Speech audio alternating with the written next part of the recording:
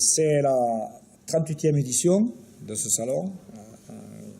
C'est jeudi 6, 7, 8, 9. Vous savez qu'on est maintenant on approche les 60 000 visiteurs. Bon, cette année, il y a 330 exposants, je crois, c'est ça. Hein. Dans ce plein, de toute façon, on remplit le parc. À l'intérieur et les extérieurs, vous voyez bien qu'on met des chapiteaux pour couvrir les bovins qui seront exposés. Le chapiteau, là, cette année, il abrite le régional Prix Molstein.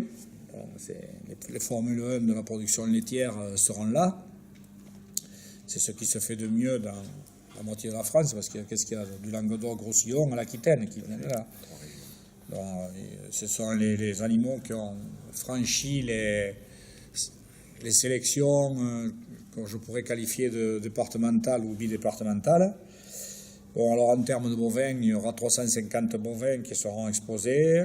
Au niveau de la bergerie, je rappelle qu'elle a été relancée il y a 3 ou 4 ans, là, cette bergerie. On a voulu mettre l'accent sur l'élevage ovin dans les Hautes-Pyrénées parce que c'est, comment vous dire, je ne sais pas si je pourrais employer le mot d'utilité publique, mais l'élevage ovin ici, que ce soit, bien sûr, on rentre par l'économique, hein, les gens qui les élèvent, il y a une finalité économique derrière, il y a un revenu, mais alors jouent un rôle, ces animaux, ils jouent un rôle d'entretien de l'espace, et la mise en valeur de ces paysages. Ils sont majestueux, mais si l'élevage ovin, le pastoralisme en général était mis à mal, je pense que l'économie montagnarde dans sa globalité ne serait sans doute pas bien. Et je pense notamment à l'activité touristique. Les déserts, les touristes, ils ne s'y arrêtent pas beaucoup. Donc voilà, alors on a voulu, compte tenu de cela, on a fait un effort particulier. Au niveau de la Chambre d'agriculture, on a recruté aussi des techniciens qui s'occupent de cet élevage. Et on voit qu'il y a pas mal de jeunes, notamment je le vois le vendredi soir lors de la remise des prix, il y a beaucoup de jeunes éleveurs qui sont engagés dans l'élevage ovin ici. Après, on a le village gourmand. Là, tous les produits de qualité. Une particularité cette année, on a réservé un rôle, bien entendu, aux filières de qualité qui sont organisées. Je pense au porc noir, au haricot tarbé, barège gavarni, mais pas que. Il y a aussi tout le côté bienvenue à la ferme, tous les producteurs qui transforment, qui pratiquent ce genre de commercialisation en circuit court ou en circuit de proximité, appelez-les comme vous voulez. Mais je rappelle que sur les Hautes-Pyrénées, ça compte, il y a 1350 exploitations qui pratiquent ce genre de commercialisation. Voilà, alors, au niveau des machines, vous voyez, il commence à arriver. Hein, tous les principaux concessionnaires de la région seront présents. Là aussi, en termes de technologie, on voit des avancées notoires que les agriculteurs, pour certains découvriront, mais ils viennent les voir là, ils les connaissent.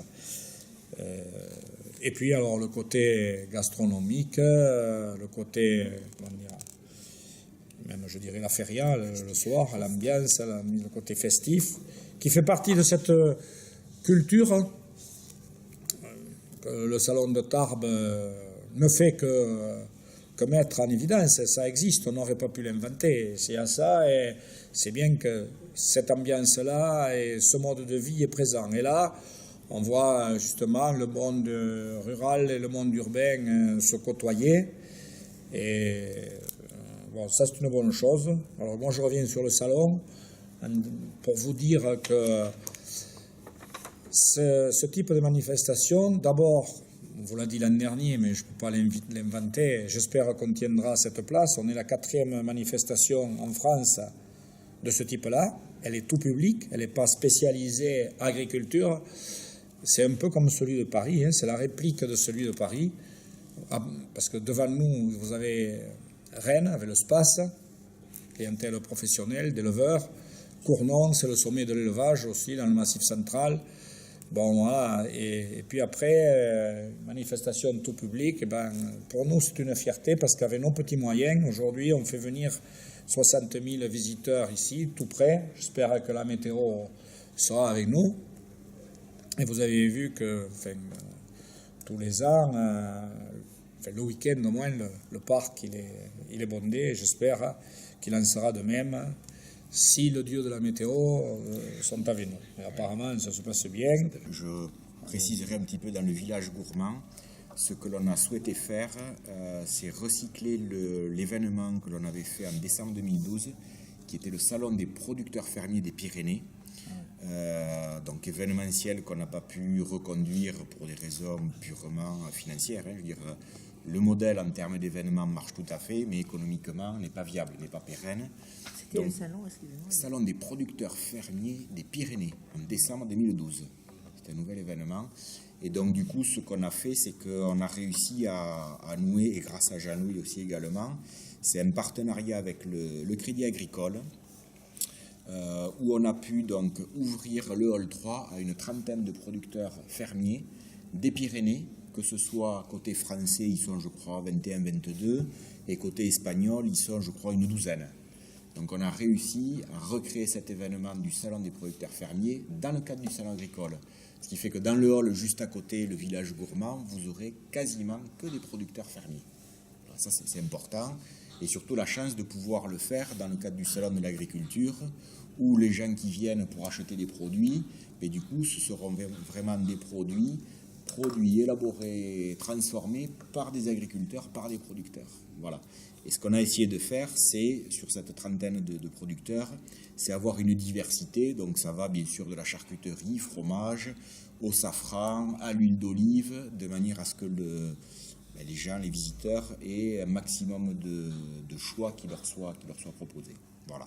Et alors ça a pu être fait grâce je le répète, grâce au partenariat financier du Crédit Agricole, mais qui a permis d'avoir des tarifs de stand abordables pour ces producteurs qui n'ont pas, je dirais, dans leur état d'esprit, intégré le fait qu'un stand, c'est 1000-1200 euros. C'est quelque chose qui est dur à comprendre pour eux. Et donc l'aide du Crédit Agricole a permis de venir réduire le prix du stand et donc leur ouvrir les portes du salon de l'agriculture de Tarbes.